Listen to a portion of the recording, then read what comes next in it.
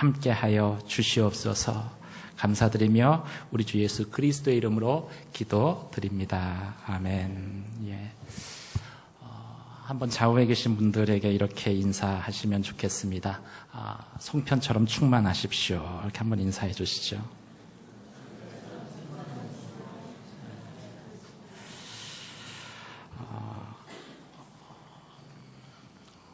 큰 위기 앞에서 사람들은 의외로 의연하게 잘 버팁니다. 잘 감당을 합니다.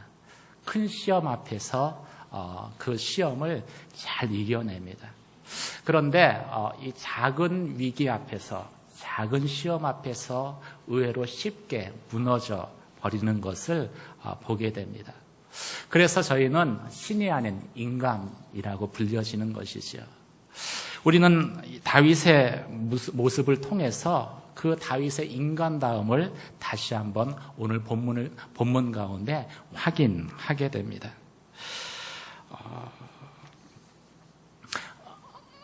24장에서 지난주일 설교에서 이 사울과의 대면에서 다윗은 사울을 죽일 수 있는 완벽한 기회가 있었습니다. 그럼에도 불구하고 다윗은 이 3,000명의 정예부대를 끌고 왔던 그 사울 앞에서 그 마음에 그 감정들을 참 복수심 가운데 내어주지 않고, 그리고 여호와의 기름 부은 자를 결코 해하지 않겠다라는 그런 위대한 믿음의 고백을 하죠. 지난 본문의 말씀을 통해서 우리는 하나님의 위대한 사람 다윗을 보았습니다.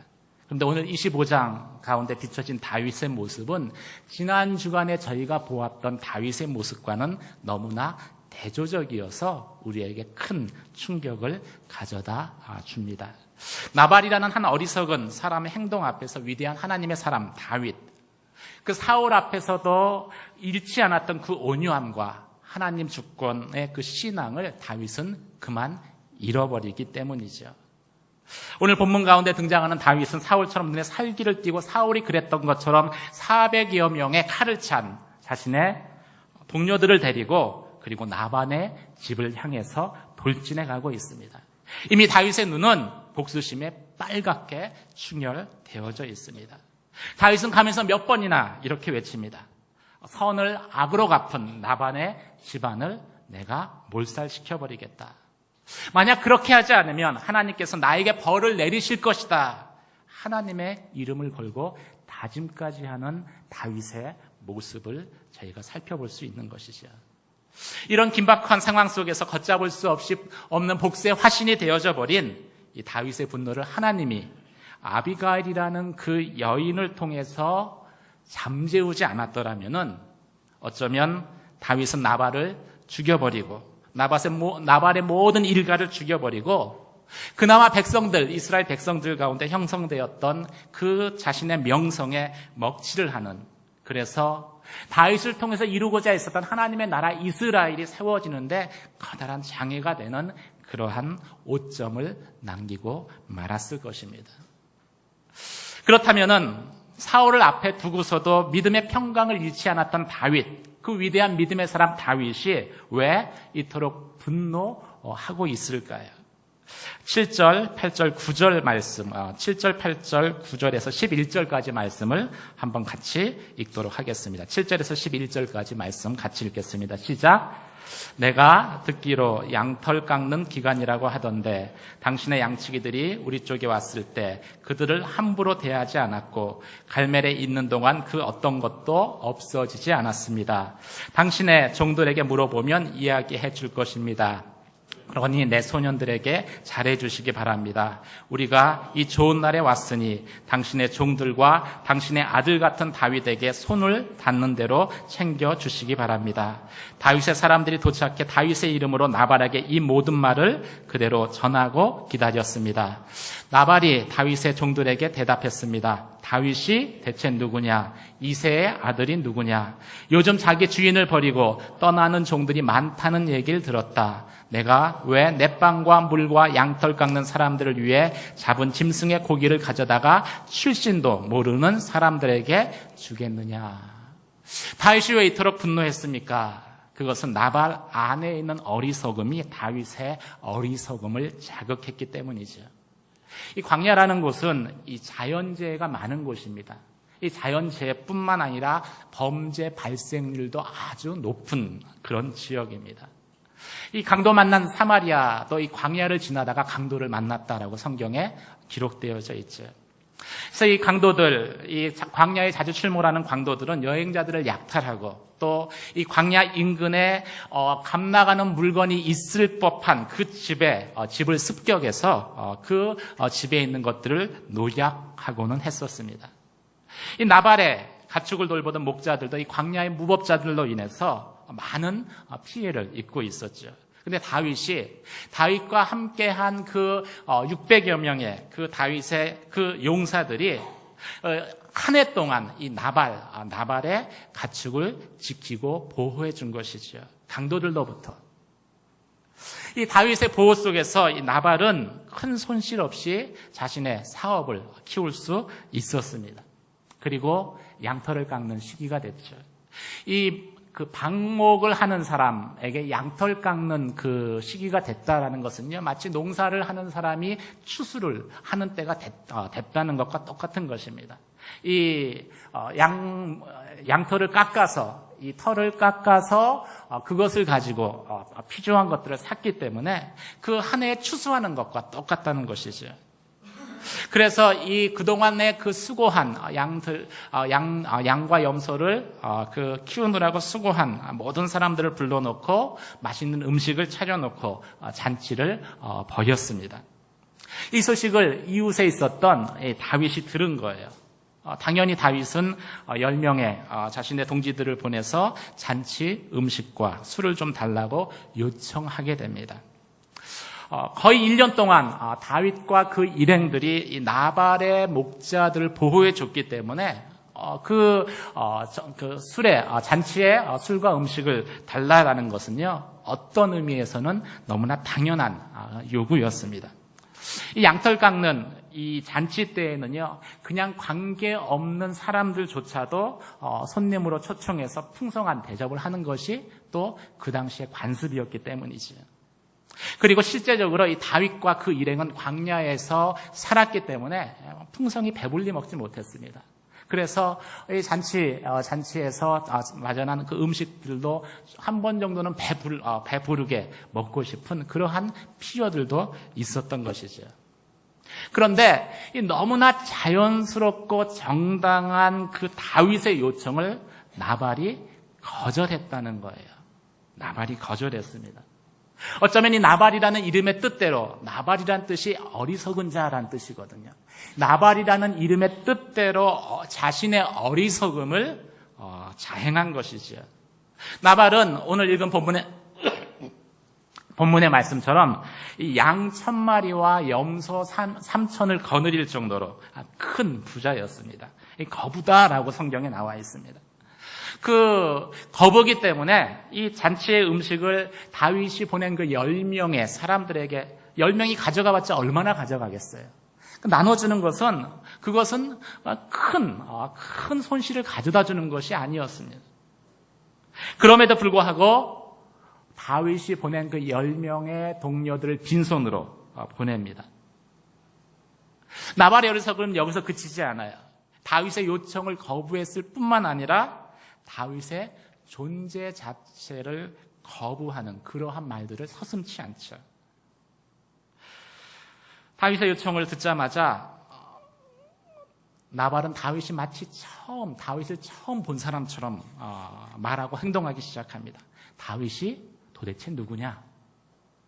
이새의 아들이 누구냐? 요즘 자기 주인을 버리고 떠나는 종들이 많다는 얘기를 들었는데 너희가 그 무리들 아니냐? 마치 이 다윗을 주인인 사울을 버리고 뛰쳐나간 그러한 종과 같은 존재로 취급하며 조롱하는 말들을 서슴지 않았던 것이죠. 내가 왜 내 빵과 물과 양털 깎는 사람들을 위해 잡은 짐승의 고기를 가져다가 출신도 모르는 사람들에게 주겠느냐? 그러면서 다윗을 모욕하기 시작을 한 거예요. 어리석은 것이죠. 여러분 부부싸움 하다가도요, 아무리 부부싸움을 심하게 하더라도 절대 넘어서는 안 되는 영역이 있습니다. 그걸 넘어서면은요, 그때는 화해가 되지 않아요. 어떤 영역인지 아시죠? 부부싸움을 할 때는 사람의 행동을 가지고서 트집 잡아서 행동을 합니다. 그런데 이제 싸우다 보면 서로 감정이 격해지잖아요. 격해지다 보면은요, 집안 얘기를 꺼내는 거예요. 너희 집안이 이래서. 그러면 이제 엎질러진 물입니다. 여러분, 이혼할 수 있는 길은요, 부부싸움 할 때 집안 얘기를 자꾸 하는 것입니다. 도저히 화해가 안 돼요. 거기다가 출신을 이야기하면은요, 그거는요, 기름에 불을 지르는 것과 똑같습니다. 근데 지금 나발이 음식을 주기가 싫으면은 그냥 음식을 안 주겠다라고 이야기하면 돼요. 음식도 주지 않으면서 다윗의 출신을 이야기하는 거예요. 다윗의 집안을 모멸하는 것이죠.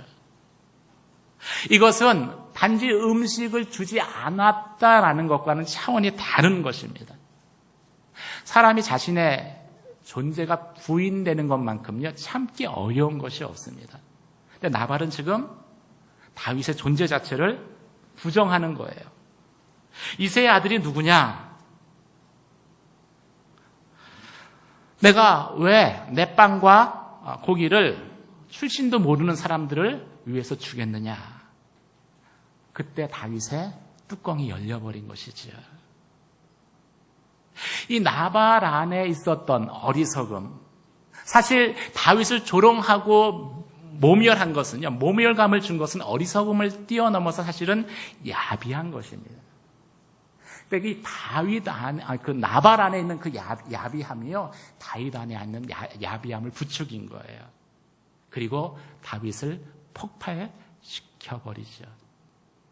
나발이 자신의 부를 가지고 다윗을 조롱했다면은, 나도 내가 가진 힘을 가지고 나발 너를 조롱해 주겠다. 다윗이 순간 이성을 잃어버린 것입니다. 사울이라는 큰 시험 앞에서도 마음의 평안을 잃지 않고 하나님 앞에서의 주권적인 신앙을 고백했던 다윗이 자신의 출신을 부인하고 자신을 모멸한 그 나발의 그 한마디 말에 그냥 확 돌아서 버린 것이죠. 그리고 자신이 가지고 있는 힘으로 나발에게 복수하기를 마음에 결심합니다. 다윗은 이 나발과 비교할 때 상대적으로 가지고 있는 힘이 있었습니다. 내가 힘을 가지고 있지 않다라고 여겼을 때는요, 사람이 신중합니다. 겸손합니다. 그래서 시험에 쉽게 넘어지지 않습니다. 그런데 내가 상대방에 비해서 상대적으로 힘을 가지고 있다는 순간 마음의 긴장감이 사라져버리는 거예요.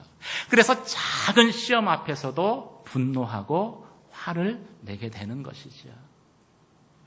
이스라엘이 여리고라는 그 난공불락의 그 여리고성 앞에서는 여리고를 무너뜨릴 수 있었지만 작은 아이성, 그 아이성 앞에서 돌이킬 수 없는 패배를 할 수밖에 없었던 것은 아이성과 이스라엘을 비교했을 때 이스라엘이 상대적으로 힘을 가지고 있다는 그 생각을 가지고 있었기 때문입니다.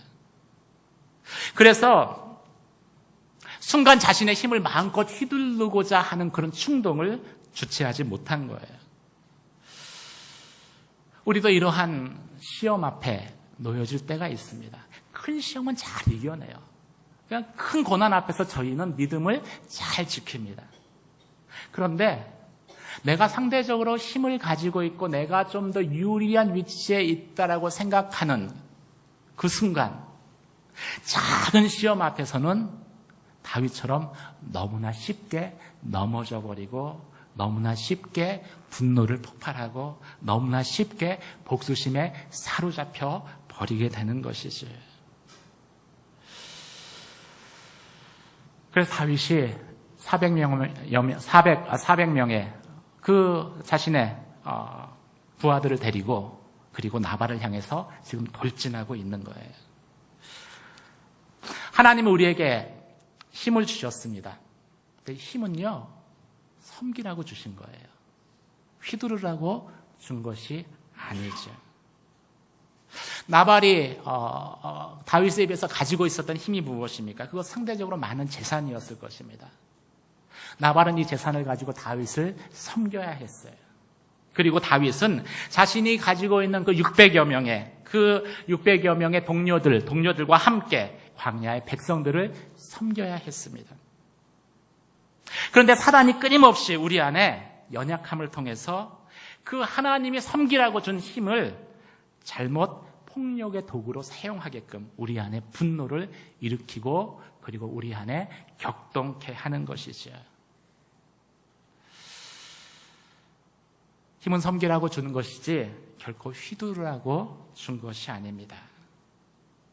우리가 하나님이 내게 주신 그 힘을 휘두르는 순간 우리는 더 이상 하나님의 은혜의 통로가 될 수 없습니다. 다윗은 그 400여 명의 자신의 그 부하들을 데리고 나발에게 돌진해가는 그 순간부터 하나님의 은혜의 통로가 아니었습니다. 어쩌면 하나님의 기름 부은 자에서 조폭의 우두머리와 같은 그러한 자로 전락했는지도 모르는 것이죠.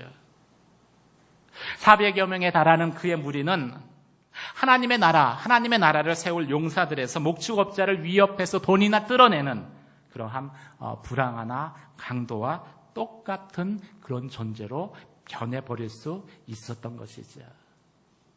작은 시험 앞에서 저희가 더 우리의 마음을 지켜야 합니다. 분명한 것은 무엇입니까?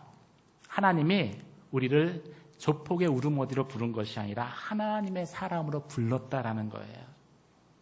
사랑하는 성도 여러분, 작은 시험 앞에서 여러분의 마음을 지키는 저와 여러분이 되시길 주님의 이름으로 축원합니다.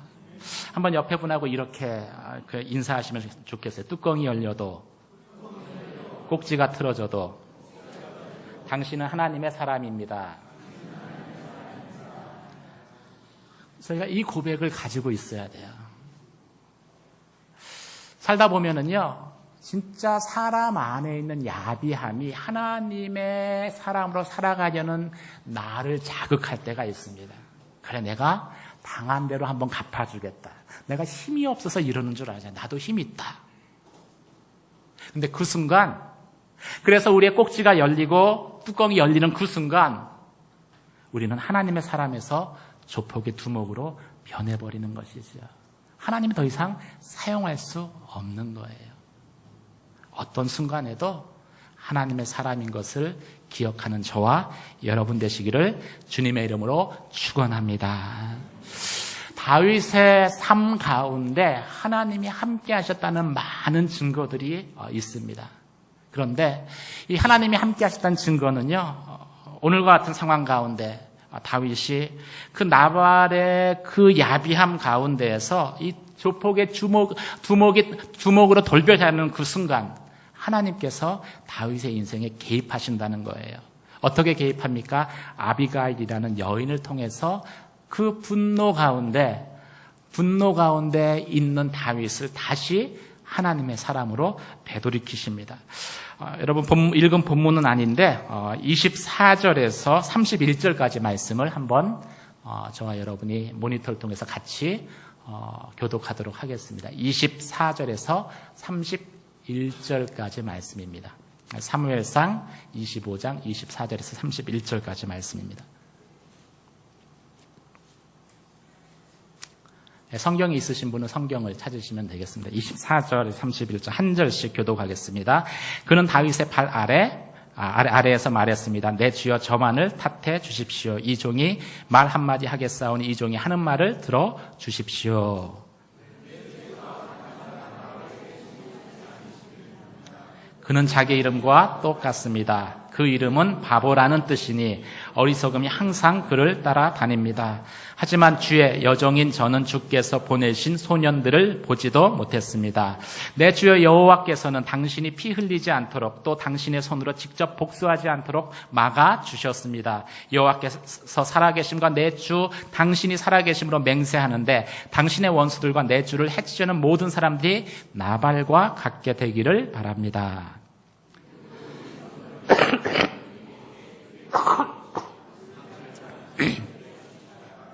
이 종의 무례함을 부디 용서해 주십시오. 여호와께서 반드시 내 주의 집안을 든든히 세워 주실 것입니다. 이는 내 주께서 여호와를 위해 싸우셨고 또 사는 동안 그 어떤 악한 일도 하지 않으셨기 때문입니다.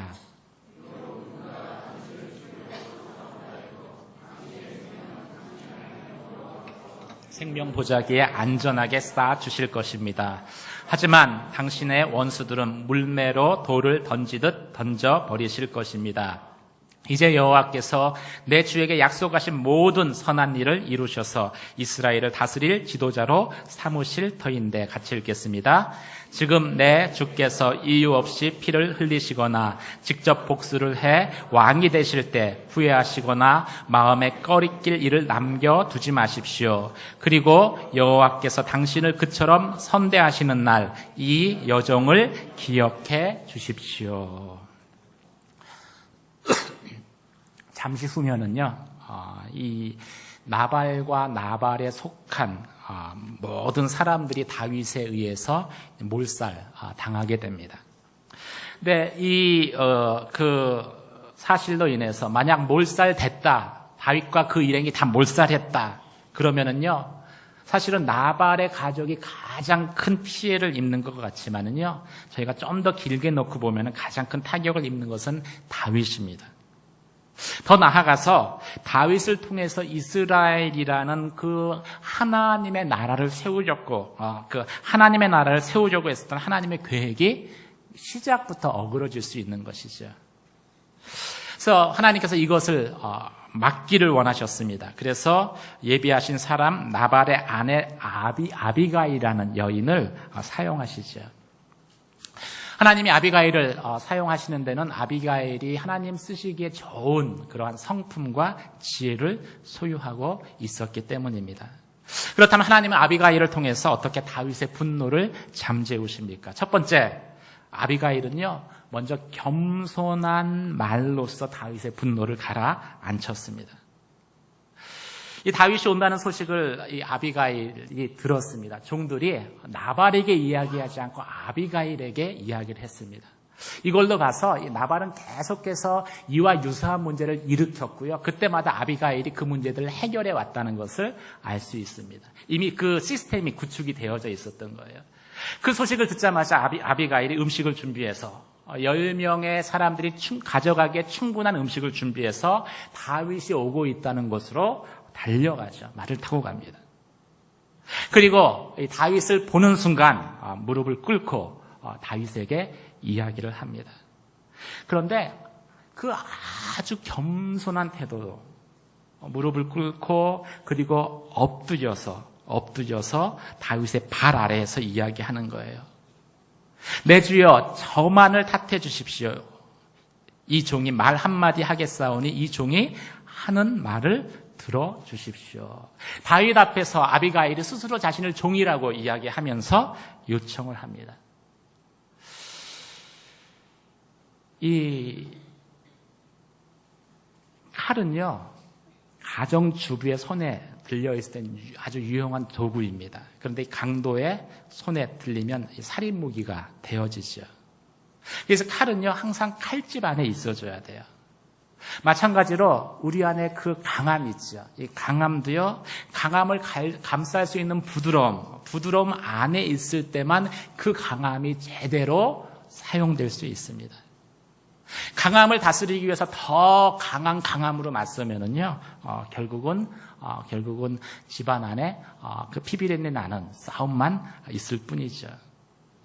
그런 의미에서 이 아비가일은 이 분노한 다윗의 그 강함을 그 자신의 유순한 대답으로 감싸버립니다. 그리고 그 다윗의 분노를 잠재우죠. 이 죄를 나에게 돌리시옵소서.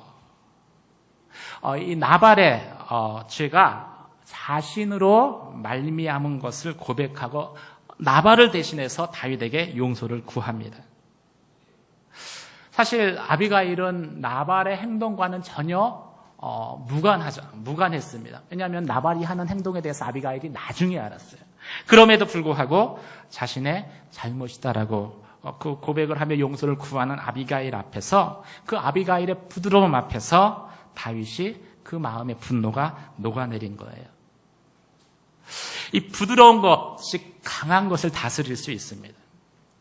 여러분, 이 몸의 신체도요, 이 뼈는 강합니다. 뼈는 강해요. 근데 이 뼈가 이 연골 조직이라는 부드러운 걸로 연결되어 있지 않으면은요, 이 뼈는 서로 부딪혀가지고서 뼈가 뼈를 상하게 한다 그러죠. 그래서 그 몸을 지탱시킬 수가 없어요. 이 부드러움이 강함을 감싸고 있어줘야 됩니다. 근데 아비가일이 이 다윗의 그 분노를 자신의 부드러움으로, 유순한 대답으로 감싼 것이죠. 사랑하는 성도 여러분, 아비가일과 같은 그런 부드러움이 여러분 가운데 있게 되길 주님의 이름으로 축원합니다. 이 아비가일은 두 번째로요, 이 다윗의 주장을 그냥 인정해 주었습니다. 여러분 25절과 26절 말씀 한번 같이 읽도록 하겠습니다. 25절, 26절 같이 읽겠습니다. 시작. 내 주께서 악한 사람 나발에게 신경 쓰지 않으시길 빕니다. 그는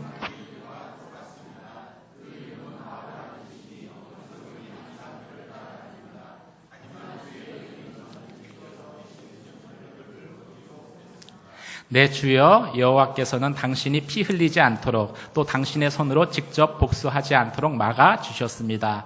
여호와께서 살아계심과 내 주 당신이 살아계심으로 맹세하는데 당신의 원수들과 내 주를 해치려는 모든 사람들이 나발과 같이 되기를 원합니다. 아비가일이 이 다윗에게 하나님 편에서 이야기를 들려줘요. 나발이 자신의 남편임에도 불구하고 나발을 향해서 저는 어리석은 자입니다. 당신을 해야 되는 모든 사람들이 나발과 같이 되기를 원합니다. 이것은요, 아내의 입장에서는 쉽게 할 수 있는 이야기가 아니었습니다. 그럼에도 불구하고 이 아비가일이 나발의 편에 서서가 아니라 하나님 편에 서서 하나님의 것들을 이야기하는 거예요. 그때 그녀 안에, 아비가일 안에 있었던 그 진실됨이 서서히 다윗의 마음을 녹이기 시작했던 것이지요. 나발은 당신이 신경을 쓸 만한 그러한 인물이 되지 못합니다. 오직 하면 이름이 나발이겠습니까? 어리석은 사람이겠습니까? 그런데 그런 나발 때문에, 그런 사람 때문에 당신이 피를 흘리는 것이 하나님이 과연 원하시는 일이겠습니까? 그러니 복수는 하나님께 맡겨 두십시오. 하나님께서 나발이란 그 어리석은 나발이라는 이름대로 그 나발에게 행하실 것입니다. 나발에게 갚아 주실 것입니다. 사랑하는 성도 여러분, 저는 모든 여성분들이 이 아비가일과 같이 남편에게 이야기할 수 있게 되길 주님의 이름으로 축원합니다. 쉽지 않을 거예요. 남편이 하나님의 뜻을 이제 거스리고 있다라고 했을 때 남편의 비위를 맞추는 말을 하기는 쉽습니다.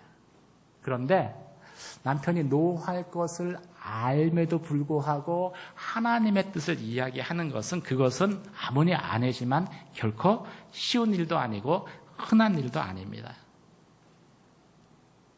그런데 그 말이 역사를 일으키는 거예요. 듣기에 좋은 말이 역사를 일으키는 것이 아니라, 듣기에 좋은 말이 다윗의 분노를 가라앉힌 것이 아니라, 그 하나님의 뜻에 합당한 말이 다윗의 분노를 누그러뜨렸다라고 성경에 말씀하고 있기 때문입니다. 그래서 우리는요, 하나님의 뜻을 이야기해야 돼요. 말씀에 입각한 그 진실을 이야기할 때 하나님께서 사람의 마음을 움직여야지 그 사람의 귀에 좋은 말을 해서 마음이 움직이는 것은 그것은 하나님의 역사를 이루지 않기 때문인 것이지요. 아비가일과 같이 참으로 하나님의 뜻 안에서 하나님의 편에서 이야기할 수 있는 저와 여러분 되시기를 주님의 이름으로 축원합니다. 마지막으로 아비가일이 가장 중요한 것은요, 다윗을 끊임없이 하나님 앞에 서게 했다라는 거예요. 27절에서 31절까지 말씀을 한번 같이 보도록 하겠습니다. 27절에서 31절까지 말씀입니다. 28절 한번 읽겠습니다. 시작. 이 종의 무례함을 부디 용서해 주십시오. 여호와께서 반드시 내 주의 집안을 든든히 세워 주실 것입니다. 이는 내 주께서 여호와를 위해 싸우셨고 또 싸는 동안 그 어떤 악한 일도 하지 않으셨기 때문입니다. 29절. 비록 누군가가 당신을 죽이려고 쫓아온다 한들 당신의 생명은 당신의 하나님 여호와께서 생명 보자기 안에 안전하게 쌓아 주셨습니다. 하지만 당신의 원수들은 물매로 돌을 던지듯 던져 버리실 것입니다. 30절 말씀 같이 읽겠습니다. 시작.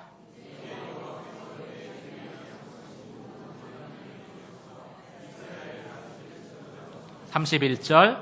지금 내 주께서 이유 없이 피를 흘리시거나 직접 복수를 해 왕이 되실 때 후회하시거나 마음에 꺼리낄 일을 남겨두지 마십시오. 그리고 여호와께서 당신을 그처럼 선대하는 날 이 여종을 기억해 주십시오. 우리 안에 그 분노는요, 하나님을 의식하지 못할 때 폭발하게 되어져 있습니다. 원수를 갚는 것은 하나님께 속한 일입니다. 저희가 하나님을 의식하고 있으면 하나님께 내어 맡겨요. 근데 내가 분노했다는 것은요, 하나님이 그 일을 행하시는 게 내게 보여지지 않고 느껴지지 않는 거예요. 그때 하나님이 아니라 내가 원수를 갚겠다. 그런 생각을 하면서 우리 안에 분노가 폭발하게 되어 있는 것이죠. 그래서 이 분노로부터 벗어날 수 있는 그 진정한 힘은요, 우리가 적어도 성도들에게는요, 하나님을 대면하게 하는 데 있습니다. 끊임없이 하나님 앞에 서게 하는 데 있는 것이죠. 내 마음의 분노를 가라앉히고 하나님이 하신 일들을 기억하고 하나님이 주신 약속의 말씀을 생각할 때, 그 약속의 말씀 가운데 내 자신을 붙들어낼 때 내 안에 끓어오르는 그 분노를 비로소 잠재울 수 있는 그러한 힘을 갖게 되는 것이죠. 그래서 목회자라는 것은 끊임없이 성도들을 하나님 앞에 대면하게 하는 존재입니다. 목회자의 능력은요, 사람들을 이리 흔들고 저리 흔드는 거기에 있지 않습니다. 그 힘을 발휘하고 권력을 휘두르는 데 있지 않습니다. 하나님 앞에 대면하게 하는 거예요. 그래서 하나님께서 성도들 가운데 말씀하시고 역사하게 하는 그것이 바로 목회자가 해야 되는 것이죠. 근데 이 역할을 아비가일이 지금 다윗 앞에서 하고 있는 거예요. 아비가일이 먼저 그 겸손한 태도로 다윗의 그 분노를 누구려 트였습니다. 그리고 하나님의 편에서 다윗에게 축복했어요. 그리고 나서 계속해서 다윗에게 확신시키고 있는 내용이 무엇입니까?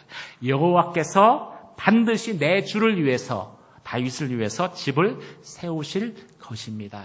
나발은 다윗에게 너는 근본도 없는 사람이다 라고 모욕했어요. 다윗이 그것 때문에 분노했죠. 그런데 아비가일은 하나님께서 내 주를 위해서 집을 세우실 것입니다 라고 다시 다윗을 축복하는 거예요. 그리고 하나님이 다윗의 삶 가운데 행하셨던 일들을 기억나게 하십니다. 내 주께서 여호와의 싸움을 싸워 주시지 않았습니까? 지금까지 하나님께서 다윗 당신과 함께 하셔서 싸워 주시지 않았습니까? 당신의 생명은 하나님, 여호와 하나님의 그 생명 싸개 속에 있습니다. 그 여호와 하나님께서 싸개 속에 놓고 보호하고 계시는데 당신의 생명을 누가 해할 수 있겠습니까? 그 마음 가운데 확신을 주는 거예요. 여호와께서 원수들의 생명을 물매를 던지듯 던져 버릴 것입니다. 그리고 다윗에게 하나님의 약속, 하나님이 그 다윗에게 주셨던 그 소망의 말씀을 다시 한번 기억나게 하죠. 여호와께서 내 주를 이스라엘의 지도자로 세우실 때 나를 기억해 주십시오. 오랜 광야 생활 동안 다윗은 어쩌면 하나님께서 자신을 이스라엘의 왕으로 기름 부었다는 그 사실을 한순간 잊어버렸는지도 모릅니다. 매일매일의 삶이 너무 팍팍하기 때문에. 그런데 그 잊어버렸던 하나님의 언약의 말씀을 다시 아비가일이 생각나게 하고 기억나게 한 거예요. 그런데 이스라엘의 왕이 될 때에 당신이 무죄한 피를 흘렸다라고 사람들이 이야기할 그런 일들을 지금 행해서야 되겠습니까? 그때를 생각하시고 하나님의 언약이 이루어질 때를 생각하시고 부디 뽑았던 칼을 걷어주십시오. 다윗에게 간청하는 것이죠. 그 하나님 앞에 대면하게 됐을 때 하나님의 말씀, 하나님의 언약 앞에 다시 다윗의 믿음이 세워지게 됐을 때 다윗은 그 뽑았던 칼을 다시 칼집에 집어넣을 수 있었습니다. 마음의 분노를 다스릴 수 있었던 것이죠. 광야라는 곳은요, 거친 곳입니다. 이 거친 데서 생활을 하다 보면요, 사람이 거칠어져요. 어쩔 수가 없습니다. 거기서 살아남으려면 거칠어져야 돼요. 그래서 가닥 잘못하면은요, 사울 앞에서처럼 긴장감을 늦추지 않고 깨어 있으면은 시험이 오고 위기가 와도 잘 넘어갑니다. 그런데 한순간 방심하면은요, 오늘 나밧 앞에서 분노한 다윗처럼 그 자신 안에 있는 그 분노를 억제하지 못해서 하나님의 큰 뜻을 그르치는 그러한 실수를 하게 되는 것이죠. 그런 곳이 광야입니다. 그래서 광야 가운데 있을 때는요, 내게 아비가일이 없지만 우리가 끊임없이 하나님 앞에 대면하고 서 있어야 됩니다. 하나님이 이 광야같이 척박한 나의 인생 가운데 행하셨던 일들을 기억하고 하나님이 내게 주신 약속의 말씀을 기억하고 그리고 하나님께서 나를 통해서 이루실 그 일들을 내 마음 가운데 다시 한번 새길 때 우리가 광야 같은 삶이지만 이 광야 같은 곳에서 살고 있다고 해서 조폭이 되는 것이 아니라 하나님의 사람으로 계속해서 쓰임 받을 수 있는 것이죠. 사랑하는 성도 여러분, 여러분의 삶이 광야 같습니까? 그래서 내 마음이 좀 강팍해지고 거칠어졌다. 사람들이 조금만 나를 자극해도 내 안에 화가 나고 분노가 치밀어 오른다. 그렇다면은 오늘 다윗이 아비가일을 통해서 대면했었던 하나님을 여러분도 만나시기를 주님의 이름으로 축원합니다. 그리고 믿음의 공동체라는 것은요, 서로에게 아비가일과 같은 존재가 되어주는 것입니다. 부부라는 것 가장 작은 공동체죠. 남편과 아내는요, 내가 다윗처럼 분노할 때, 나발에 대해서 분노할 때, 내가 아비가일이 돼서 다윗이 그 분노로 인해서 그 조폭의 두목이 되어져 버리는 것이 아니라 다시 하나님의 사람이 될 수 있도록 옆에서 참으로 부드러운 말로 분노를 가라앉히고 하나님을 대면하게 하는 그러한 관계가 하나님이 원하시는 진정한 부부 관계인 것이죠. 오늘 말씀을 통해서 서로가 서로에게 아비가일과 같은 그런 하나님을 대면하게 하는 그러한 든든한 버팀목이 되시기를 주님의 이름으로 축원합니다. 오늘 말씀 가운데 다윗이요, 나중에 아비가일을 통해서 제정신으로 돌아오고 나서 이런 고백을 합니다. 이것은 아비가일이 한 것이 아니다. 이스라엘의 하나님이 아비가일을 통해서 내가 피 흘릴 것과 복수하는 것을 막으신 것이다 라고 고백을 하고 있습니다. 다윗은 아비가일을 본 것이 아니라 아비가일을 통해서 하나님을 만난 것이죠. 믿음의 공동체를 통해서 또 각자가 서로에게 다윗 가운데 아비가일과 같은 존재가 되어짐을 통해서 여러분 모두가 하나님을 만나는, 그래서 하나님께 계속 쓰임받는 그런 다윗과 같은 삶이 되시고 인생이 되시기를 주님의 이름으로 축원합니다. 기도하시겠습니다.